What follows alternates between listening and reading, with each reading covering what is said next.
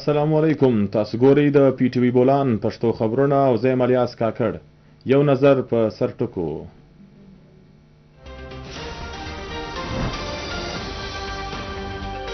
د ملایشیا وزیر اعظم داتو سیری انور ابراهیم د پاکستان درې ورځنۍ دوره بشپړولو سره خپل هیواد ته بیرته ولاړی.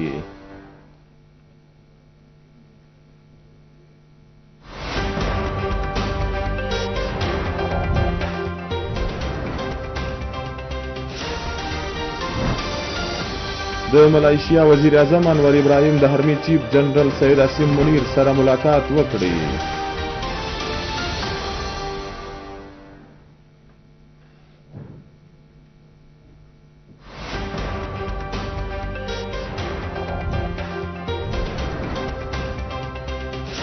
د ملایشیا وزیر اعظم انور ابراهیم ته صدر آصف علي زرداری په اعلی‌ترین سیول اعزاز نشان پاکستان درناوی ورکړی.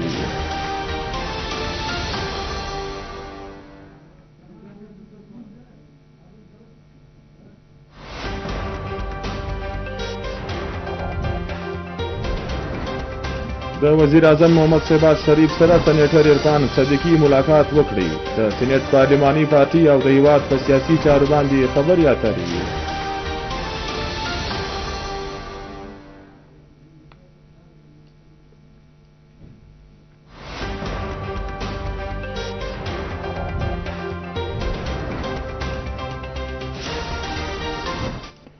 او اوس د خبرونو تفصیل. د ملایشیا وزیر اعظم داتو سیری انور ابراهیم د پاکستان درې ورځنۍ دوره بشپړولو سره خپل هیواد ته بیرته ولاړی. وزیر اعظم محمد شهباز شریف دروند میلمه په نور خان ایربیس باندې رخصت کړی. په دې موقع نایب وزیر اعظم او د خارجه چارو وزیر محمد اسحاق ډار او د تجارت وزیر جام کمال خان هم په هوایي ډګر موجود وو. درانه میلمه ته په هوایي ډګر باندې د دورې د مصروفیاتو تصویرانو البم هم وړاندې کړل شو. په دې موقع وزیر اعظم محمد شهباز شریف وویل چې د ملایشیا د پاکستان د دورې څخه د دواړو هیوادونو اړیکو ته به نوره وده ورسیږي.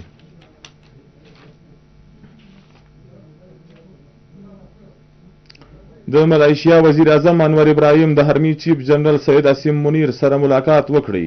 د لیدو کتو پر مهال سیمه ایزا سلامتي تزویراتي ګټو او دفاعي مرسته باندې خبرې وسوې. دروند میلمه د ترهګرۍ پر ضد قربانیانو او د امن او استحکام لپاره د پاک پوچ کردار وستایل. وزیر اعظم انور ابراهیم آرمی چیف ته د ملایشیا د دورې بلنه ورکړه.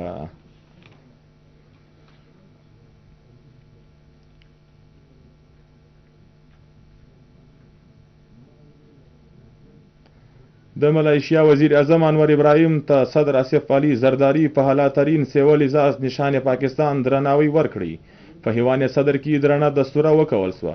په دستوره کې وزیر اعظم محمد شهباز شریف ګډون درلودی.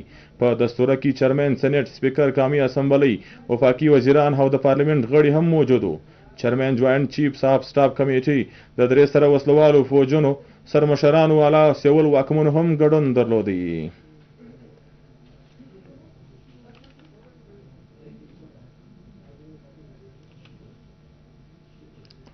د وزیر اعظم محمد شهباز شریف سره سېنیټر عرفان صدیقي ملاقات وکړي.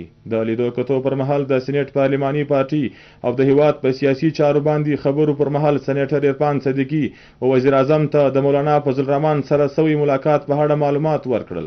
سېنیټر عرفان صدیقي په جنرال اسمبلی کې د پاکستان او مسلمان امت په زړه پورې دریځ په غوره ډول وړاندې کولو باندې وزیر اعظم محمد شهباز شریف ته مبارکي ورکړه.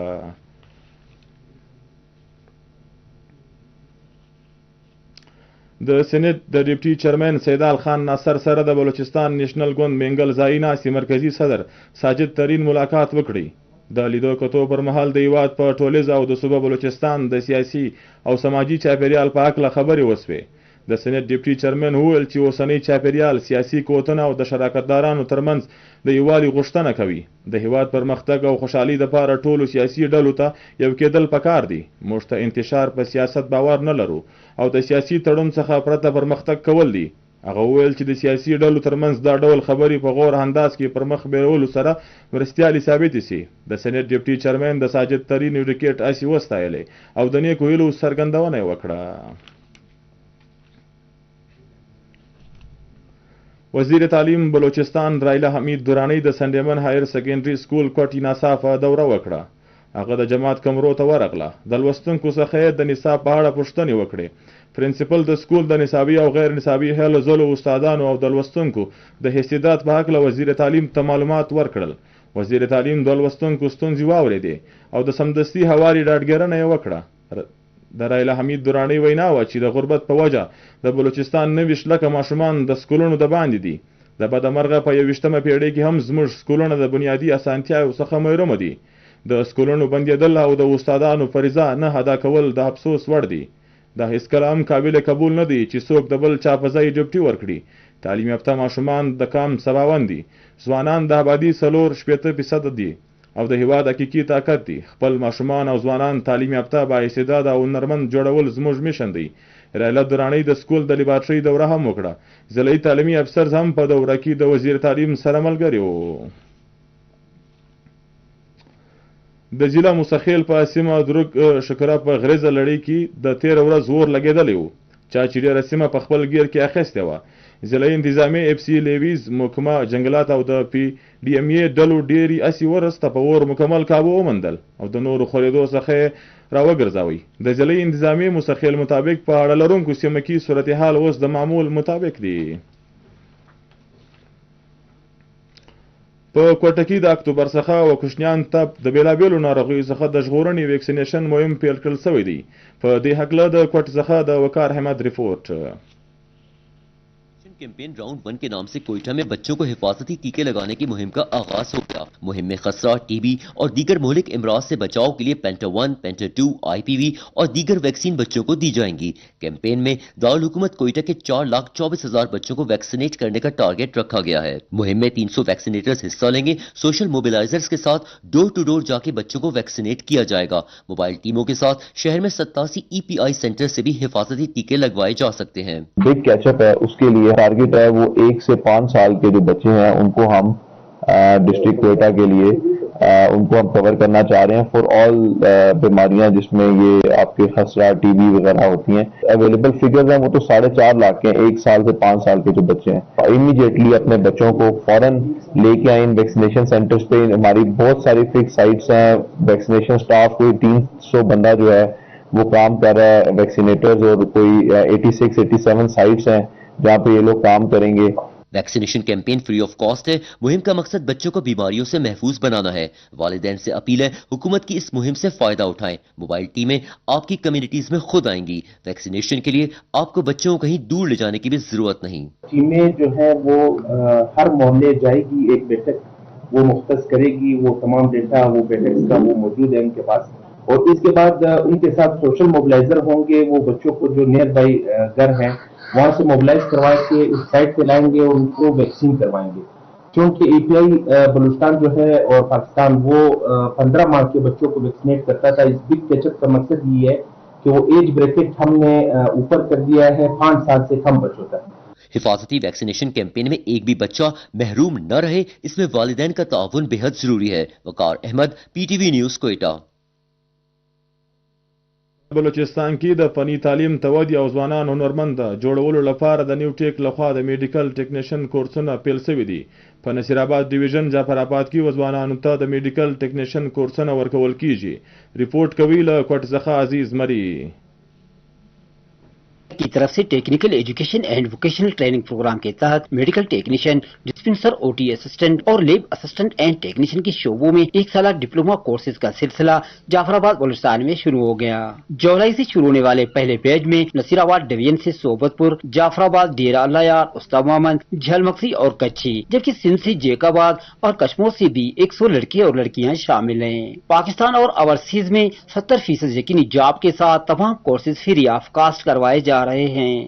ہمارا پروگرام چل رہا ہے اپلفٹنگ فور ٹیویٹ سیکٹر ان پاکستان اینڈ ٹو اینڈ پروگرام، جس میں ہم طلبہ کی کیپیسٹی بلڈ اپ کر رہے ہیں اور طلبہ کے اسکلز کو انہینس کر رہے ہیں. ورڈز پاکستان کو نیفٹیک پاکستان کی طرف سے اپلفٹنگ ٹیویٹ سیکٹر ان پاکستان کا پروجیکٹ گرانٹ کیا گیا ہے. تو اس کے لیے جتنی بھی ہمارے یہاں پہ ٹرینیز ہیں، اسٹوڈنٹس ہیں، چونکہ ان کا تھیوری فیز ابھی ختم ہونے والا ہے، تو اس کے بعد ان کا پریکٹیکل اور پھر اس کے بعد ان کی جاب پلیسمنٹ ہوگی. تو ہم انشاءاللہ کمیٹڈ ہیں کہ ہم جتنے بھی ہمارے یہاں پہ ٹرینیز ہیں ہم سب کو جو ہے کسی اچھے روزگار کے ساتھ منسلک کر دیں. हमें नेफ्टिक की तरफ से पैरामेडिकल कोर्सेज के 100 सीट एलोकेट हुए हैं, जिसमें medical technician, OT technician, laboratory technician और डिस्पेंसर है। हेल्थ एंड मेडिकल साइंसेज में एक साल डिप्लोमा में OT, ECG, x-ray, CT scan और लेबोरेटरी टेक्नीशियन के कोर्सेज भी शामिल हैं। कोर्स की तकमील पर बलूचिस्तान मेडिकल फैकल्टी की तरफ से सर्टिफिकेट्स जारी किए जाएंगे। हमारे पास 100 ट्रेनिंग इस वक्त जो है वो मौजूद हैं, सीख रहे हैं, जो कि मुख्तलिफ अजला से जिनका ताल्लुक है जाफराबाद, जैकाबाद, उस्ता मोहम्मद और नसीराबाद से। हमारे लिए ये एक बहुत अच्छी अपॉर्चुनिटी है जिसको हम बहुत अच्छे से अवेल कर रहे हैं। मैं थैंकफुल हूँ नेफ्टेक अवार्ड्स पाकिस्तान की जिनकी वजह से हमें ये अपॉर्चुनिटी मिली है। मेरा ताल्लुक बेसिक सोबतपुर से है। मेरी यहाँ पे सिलेक्शन हुई है ओटी ट्रेड में। मैं शुक्रिया अदा करता हूँ नेविटेक का और साथ ही साथ वर्ल्ड इंस्टीट्यूट का। मैंने बहुत कुछ यहाँ से सीखा है। मेडिकल के बारे में सिस्टम पढ़े हैं, जिन बीमारियों के बारे में हमें पता नहीं था वो पता चला है। हम किसी भी जगह पे बाहर अगर सोशल मोबिलाइजर कहीं जा भी सकते हैं तो बच्चों को और औरतों को बीमारियों और उन चीजों के बारे में हम लोग बता सकते हैं। रिफॉर्मेस इंस्टीट्यूट ऑफ प्रोफेशनल स्टडीज के तहत मेडिकल टेक्नीशियन के कोर्सेज मुकम्मल करने वालों को बेहतर रोजगार के मौके भी मिलेंगे। साथ ही तिब के शोबे में तरबियती याफ्ता अफरादी कुव्वत की दस्तयाबी भी मुमकिन हो सकेगी। अजीज मरी, पीटीवी न्यूज, क्वेटा। او اوس په پای کې تاسو وګورئ د بلوچستان د بیلابیلو سیمو د موسم حال او مشترک اجازت د لوی الله په امان.